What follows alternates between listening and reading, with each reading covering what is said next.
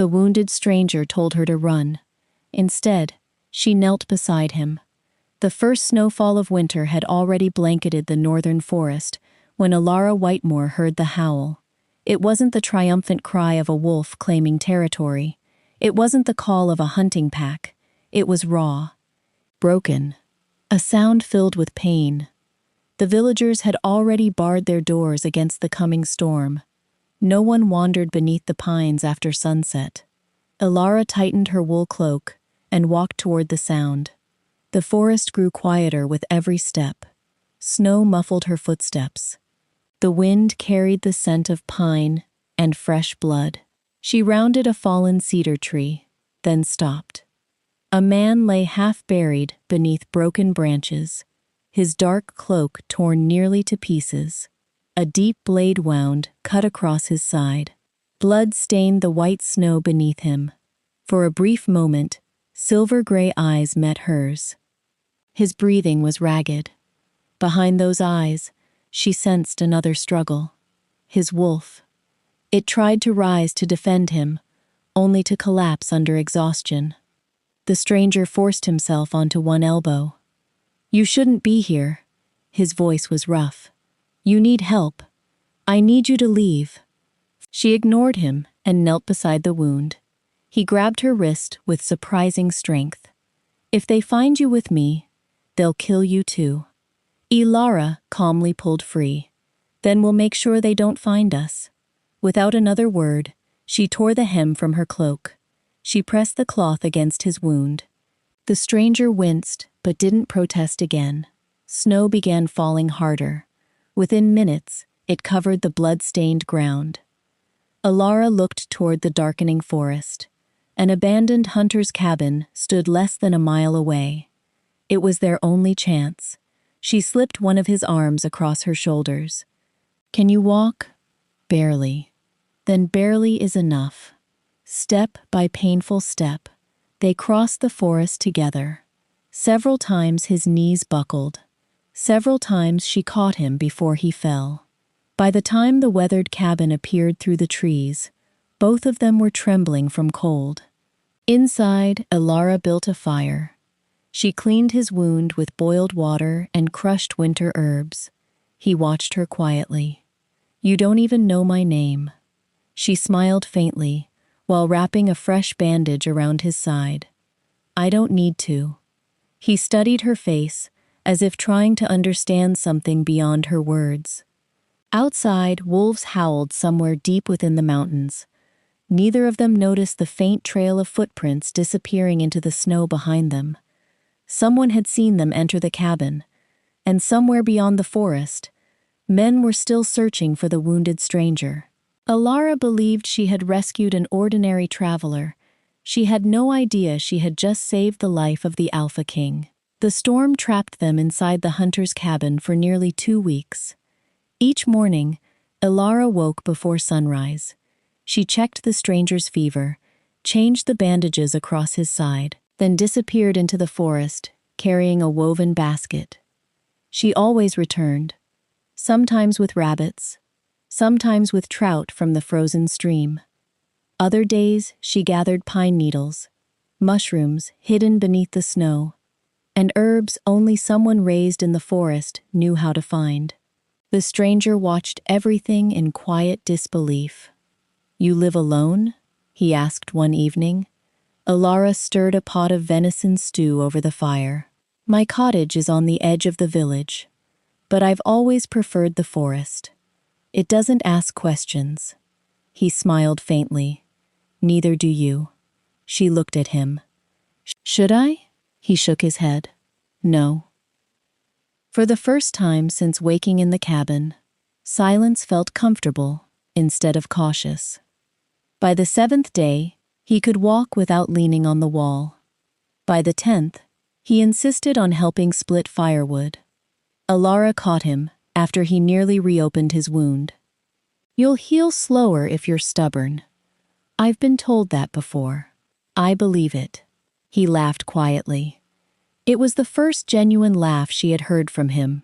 On the 12th morning, she found him standing outside beneath the snow-covered pines. His strength had returned. The dangerous weariness in his eyes was gone. "You'll leave today," she said. It wasn't a question. He nodded. "I have to." She accepted the answer without asking where he was going. Together, they walked back to the cabin. He reached inside his cloak and removed a small silver pendant shaped like a wolf. The craftsmanship was extraordinary. Moonlight seemed trapped inside the polished metal. He placed it gently on the wooden table. "I want you to have this." Elara frowned. "It's too valuable." "So is the life you saved." She pushed it back toward him. "I didn't help you because I expected payment." "I know." He looked at the pendant for a moment before closing her fingers around it.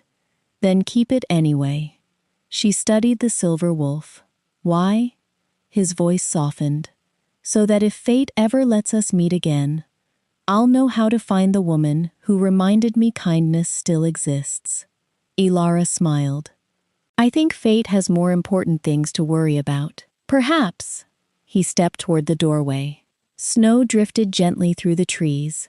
Halfway outside, he paused. "I never thanked you properly." She shrugged. "You already survived." That was enough. For a long moment, he simply looked at her. Then he disappeared into the forest without another word. Elara watched until the trees swallowed him completely. She slipped the silver pendant into her pocket. By spring, she told herself, she would probably forget the stranger with the silver eyes. Neither of them knew that fate had already decided otherwise. Winter melted into spring. The forest bloomed again. Life returned to its familiar rhythm. Elara gathered herbs at sunrise, helped elderly villagers repair fences after storms, and spent quiet evenings reading beside her fireplace. The silver wolf pendant remained tucked safely inside a wooden drawer. Sometimes she wondered if the stranger had survived. Then she reminded herself it no longer mattered. He had chosen his road. She had chosen hers. One bright afternoon, the peaceful village erupted into excitement. "The Alpha King is coming." Children raced through the streets. Shopkeepers polished windows. Fresh flowers appeared in nearly every doorway. Elara simply continued arranging bundles of lavender outside the village healer's cottage. Kings belonged to palaces. She belonged here. By midday, the royal procession entered the village. Black horses moved in perfect formation. Royal guards lined both sides of the street.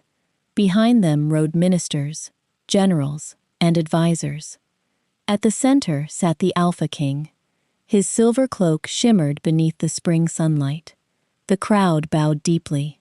Elara remained near the back, lowering her head respectfully before returning to her herbs. Then everything changed. The Alpha King's horse stopped. Without warning, it pawed nervously at the ground. A deep growl rolled through the silent street. Not from the horse, from the king's wolf. The sound was so powerful that every wolf in the surrounding hills answered instinctively. The royal captain frowned. "Your Majesty?" Cassian Stormfang wasn't listening. His wolf had caught a scent, one it had searched for through countless dreams. Warm pine, wild lavender, snow, kindness, mate. Cassian looked sharply toward the edge of the crowd. Time seemed to stop. There she stood, the woman from the hunter's cabin. The woman who had refused payment. The woman who had saved a dying stranger without asking his name. His heartbeat thundered. It can't be. Before anyone could stop him, Cassian swung down from his horse. The crowd parted in confusion as the Alpha King walked straight toward an ordinary village woman. He stopped only inches away. Elara slowly lifted her eyes. The world disappeared. Silver gray eyes, the same quiet smile, the same scar near his jaw that she had cleaned 12 days in a lonely cabin. Only now, he wore a crown. Recognition flooded her face. "You," Cassian smiled softly. "You kept the pendant. She instinctively touched the pocket hidden beneath her apron. You were the wounded stranger. She exhaled slowly. The Alpha King. Before either of them could say another word, Cassian's wolf surged forward inside him with overwhelming certainty. Mate? The single word echoed through every instinct he possessed. Several nearby wolves howled. The royal elders exchanged stunned looks. The Alpha King had found his fated Luna, not inside a palace, not among noble families, but in the quiet village where a kind woman had once saved the life of a stranger. The village square remained silent long after the wolves stopped howling. No one could believe what they had witnessed. The Alpha King's wolf had recognized its mate, and that mate was a quiet herbalist from the northern forest. Cassian ignored the whispers. His attention never left Ilara. I owe you an explanation, he said. She nodded. So do I. An hour later, they sat beneath the old oak behind the healer's cottage, while the royal guards kept a respectful distance. Cassian removed his gloves, revealing the faint scar that crossed his palm. I was returning from a council meeting the day you found me. It was supposed to be a secret route. It wasn't. Ilara listened quietly. Someone leaked my movements. The attack was carefully planned. My entire escort was killed. I barely escaped into the forest. He looked at her with quiet gratitude. If you hadn't ignored my warning, I wouldn't be here. She smiled gently. I couldn't leave someone to die. Cassian lowered his eyes. Most people would have.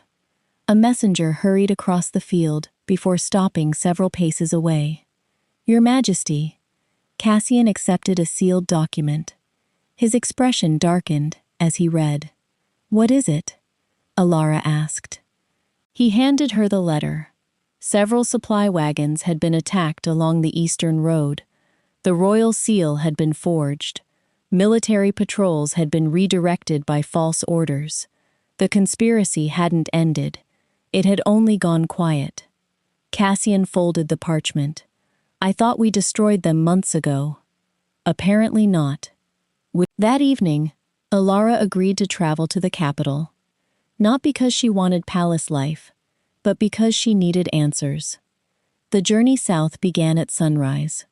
For 2 peaceful days, they rode through villages where grateful people welcomed their king.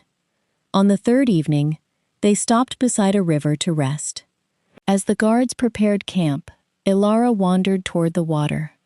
Something glinted beneath a nearby bush. She bent to retrieve it. A small bronze medallion. Its symbol matched one drawn on a map Cassian had shown her earlier. The secret mark used by the traitors who attacked him. Fresh boot prints surrounded it. Someone had been watching the camp. She hurried back. Cassian studied the medallion, his jaw tightening. They're closer than I thought. He immediately ordered the camp moved before nightfall. Hours later, scouts returned with unsettling news. Armed riders had searched the abandoned campsite after dark. Not looking for the king, looking for the woman traveling beside him. Cassian stared into the fire. They know. Ilara understood immediately. The conspirators no longer feared only the king who had survived. Now they feared the woman whose kindness had saved him. The rescue in the forest had never truly ended. It had only marked the beginning of a far more dangerous journey. Cassian kept his promise. A week after returning to the palace, he exchanged his royal robes for a traveling cloak. Instead of summoning Ilara to court, he rode north to meet her at the edge of the forest. She was waiting with 2 saddled horses. You actually came, she said. He smiled. I said I would.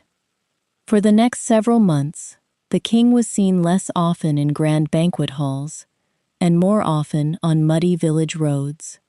Together, they traveled from one forgotten settlement to another.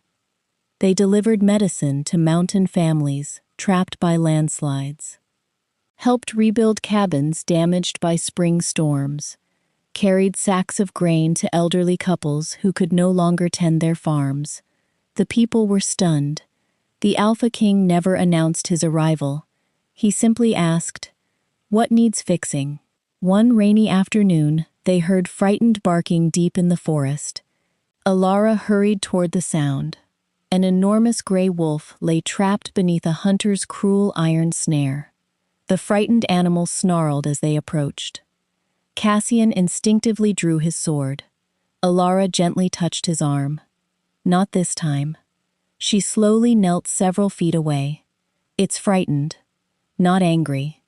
The wolf growled again, but didn't lunge. Alara spoke softly, while working the trap open with steady hands.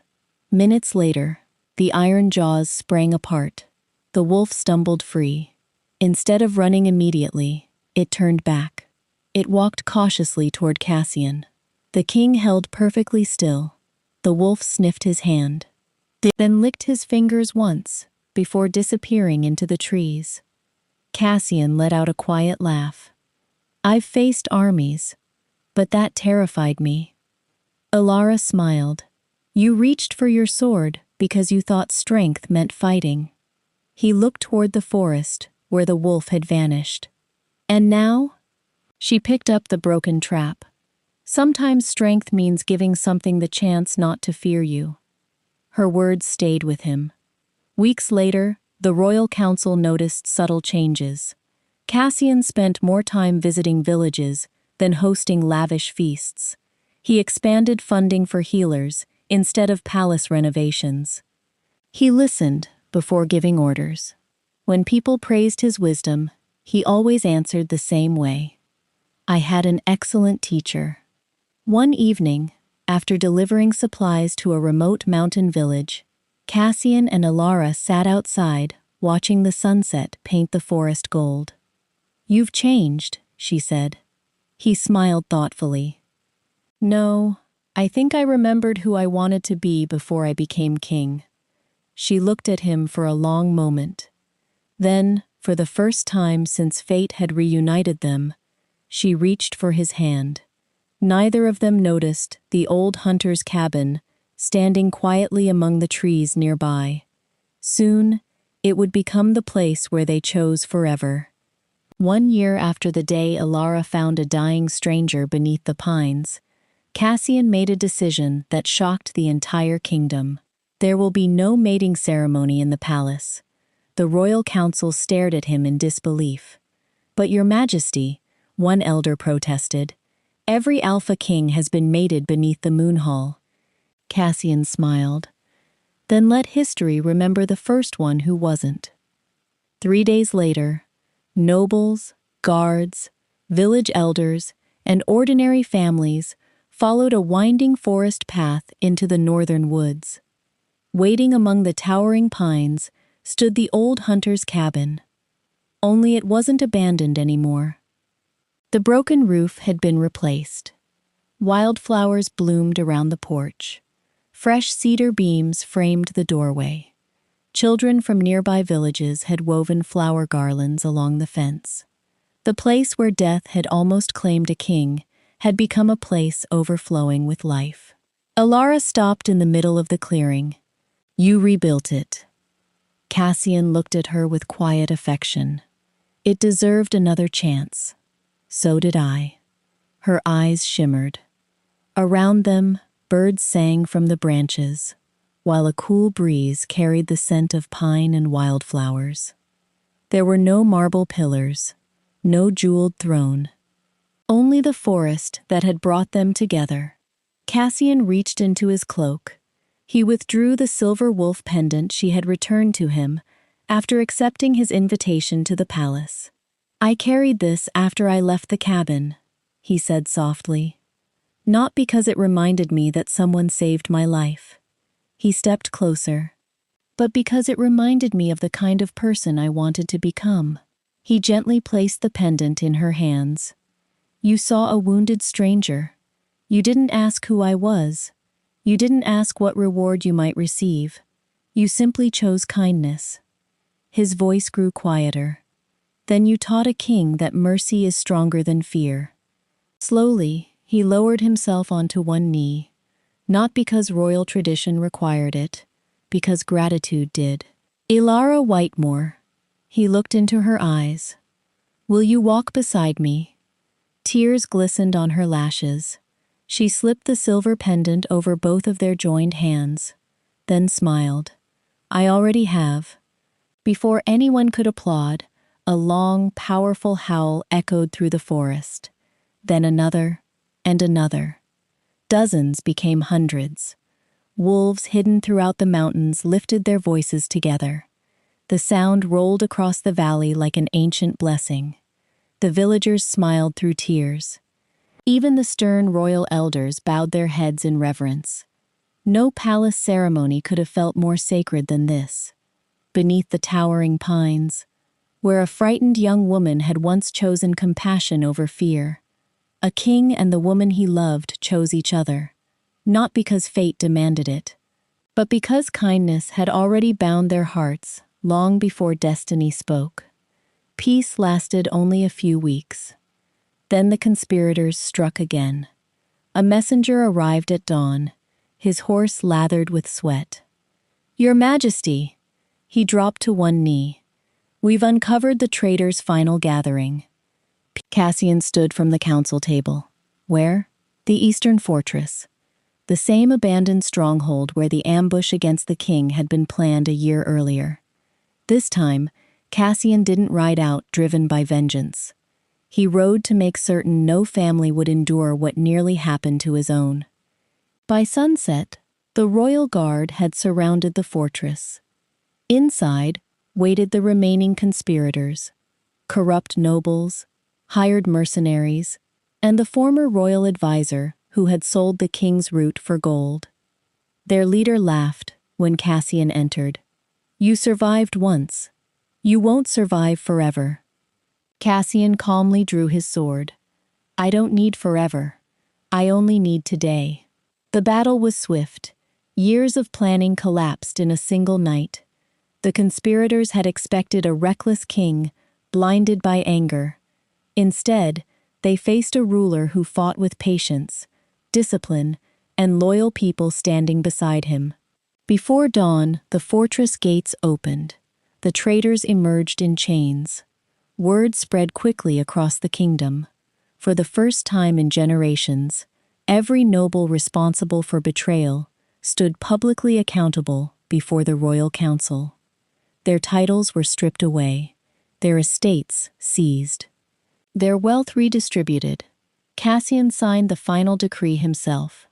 No fortune built through treachery will remain in the hands of traitors. Instead of filling the royal treasury, the confiscated wealth rebuilt villages destroyed during years of corruption. New schools opened in forgotten towns. Forest clinics received permanent funding. Bridges connected isolated settlements.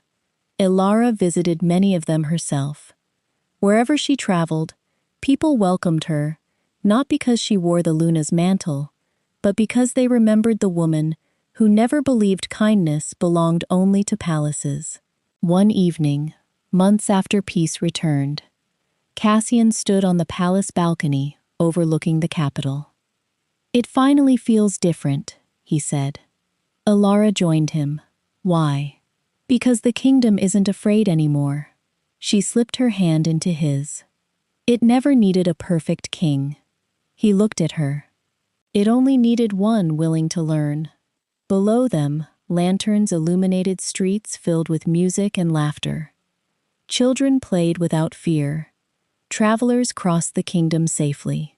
The peace Cassian had once tried to protect with strength alone had finally taken root through compassion, and everyone knew exactly where that change had begun.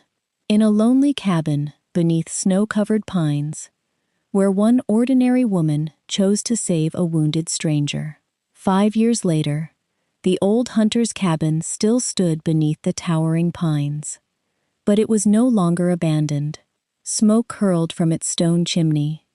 Wildflowers bloomed around the porch, where winter snow had once been stained with blood. Children's laughter echoed through the forest. Every spring, Alpha King Cassian and Luna Elara disappeared from the palace for 1 week. No royal court, No ministers, no ceremonies, just their family. Their two young children raced between the trees with wooden swords, pretending to defend the cabin from imaginary wolves. "I'm protecting the forest," their son declared. His younger sister laughed. "I'm protecting the cabin." Cassian leaned against the porch railing, watching them with a smile. Alara emerged from the woods, carrying a basket filled with herbs. "You let them win again," she teased. "I have no chance against two fearless warriors." She laughed and handed him a handful of fresh mint. "You're getting soft. I learned from the best." That evening, they gathered around a small fire outside the cabin. As stars filled the sky, their son looked curiously at his father. "Why do we always come here? The palace is much bigger." Cassian glanced toward Alara before answering. "When I was younger, I thought the grandest places held the greatest memories." He looked at the weathered cabin. "I was wrong." The children waited. "This is where your mother found me. I was hurt, alone, and far too stubborn to admit I needed help." Their daughter frowned. "Weren't you scared?" Cassian smiled, terrified. She turned to Alara. "Then why did you help someone you didn't know?" Alara looked toward the forest, where snow had once covered the ground. "Because kindness shouldn't wait for introductions."